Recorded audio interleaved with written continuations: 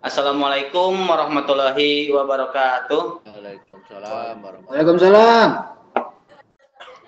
Ya, yang saya hormati narasumber Bapak Dr. Junusi Mangunsong, selaku kasih penilaian Subdit Kurikulum Direktorat Pembinaan SMK. Selamat datang Pak di ruang video conference Direktur Pembinaan SMK. Yang saya hormati Kepala Sekolah, Wakil Kepala Sekolah, guru SMK di seluruh Indonesia yang menyimak video conference hari ini. Materi pada hari ini adalah materi yang sangat ditunggu oleh SMK, yaitu mengenai petunjuk teknis pengisian ijazah tahun pelajaran 2016-2017 untuk SMK. Baik, mohon Bapak dan Ibu mute mikrofonnya karena pemateri akan segera menyampaikan paparannya. Bagi peserta yang masih gaduh, terpaksa nanti kami akan keluarkan supaya acara berjalan dengan baik. Baik, selanjutnya kami serahkan ke narasumber. Terima kasih Pak Dadang, Bapak Ibu yang saya hormati. Assalamualaikum warahmatullahi wabarakatuh. Selamat siang buat kita semua, salam sejahtera. Terima kasih kita bisa ketemu lagi dalam event yang sangat penting ini, karena sebentar lagi akan pengumuman kelulusan untuk tingkat SLTA, khususnya untuk SMK. Nah, oleh karena itu Bapak Ibu,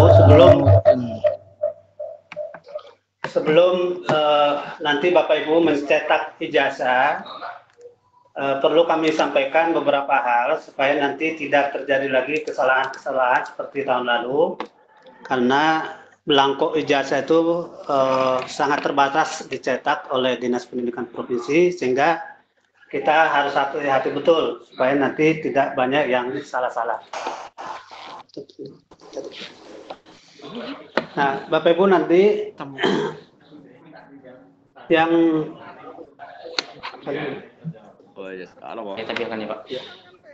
Nah, saya akan tampilkan beberapa slide nanti Bapak Ibu, termasuk nanti rincian bagaimana mengisinya, ya, supaya nanti Bapak Ibu tidak yang PowerPoint aja ya.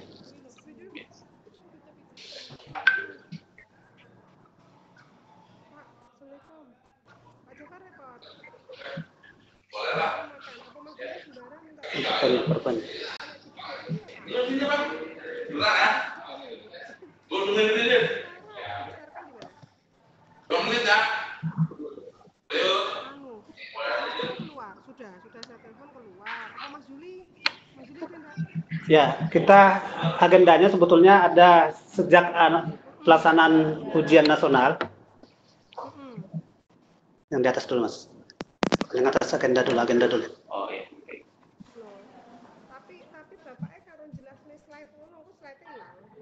Nah, ini dalam mulai dari kita persiapan pelaksanaan ujian nasional sampai nanti pengumuman.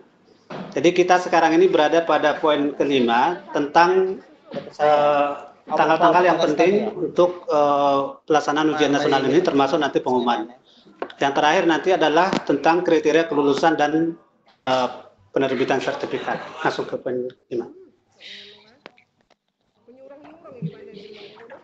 Poin 5. Nah, di sini Bapak Ibu, di tanggal penting ini karena tanggal 2 Mei ini sudah pengumuman.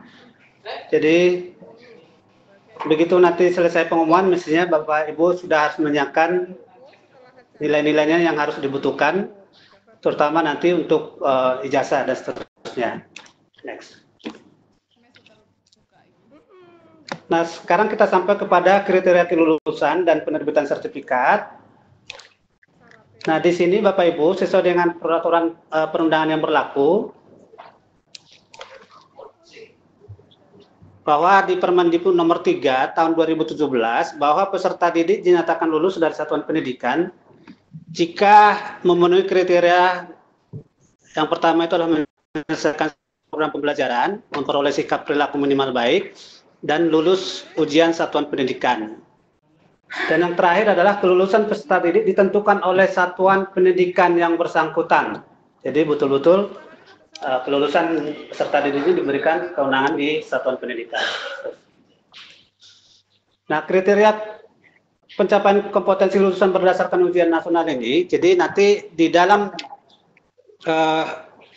sertifikat atau SAWN yang kita terbitkan, nanti ada 4 kategori di sana. Yang pertama itu adalah sangat baik, jika nilainya itu di atas atau lebih dari 85 dan kurang dari atau sama dengan 100.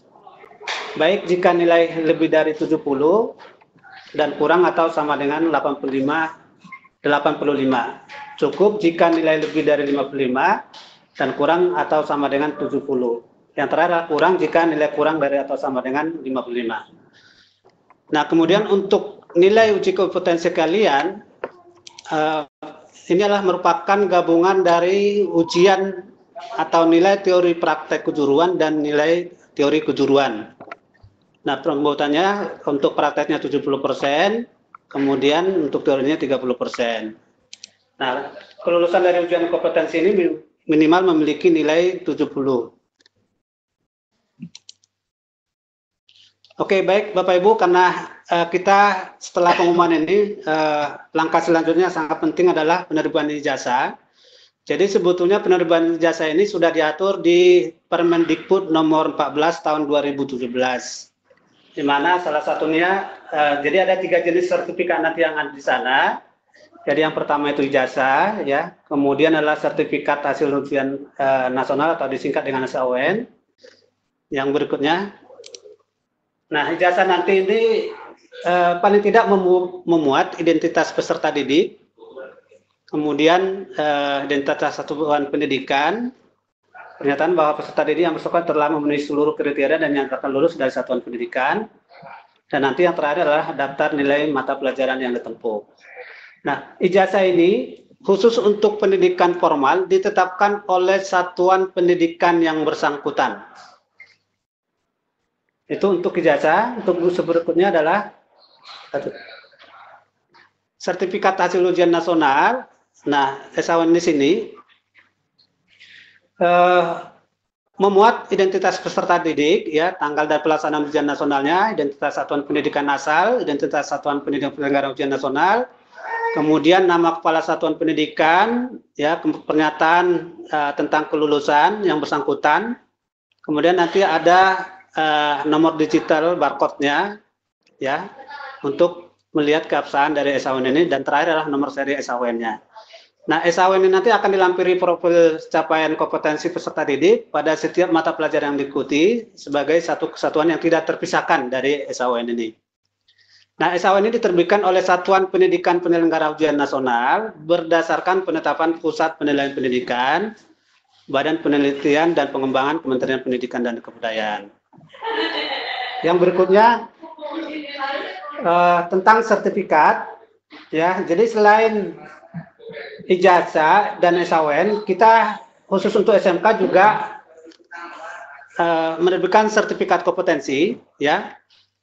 Nah, sertifikat kompetensi ini diberikan setelah peserta didik pada satuan pendidikan menengah kejuruan lulus uji kompetensi yang diselenggarakan oleh satuan pendidikan. Ini sebelumnya sudah saya sampaikan bahwa yang berhak menyelenggarakan uji kompetensi adalah satuan pendidikan interaksi atau lembaga sertifikasi. Lanjut.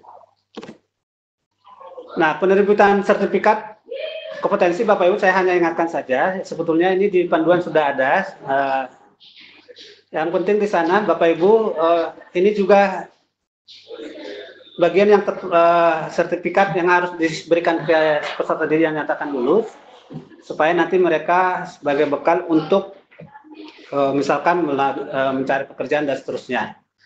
Dipastikan bahwa setiap sertifikat kompetensi yang diterbitkan ini harus memenuhi kaidah mampu telusur, ya. Jadi artinya nanti semua sertifikat itu harus bisa dilacak jenisnya, dikeluarkan oleh siapa dan seterusnya. Oke. Baik, yang masalah yang berikutnya nanti mungkin Bapak Ibu juga perhatikan, karena kadangkala kalau ijazah rusak ini atau hilang, ini sebetulnya juga sudah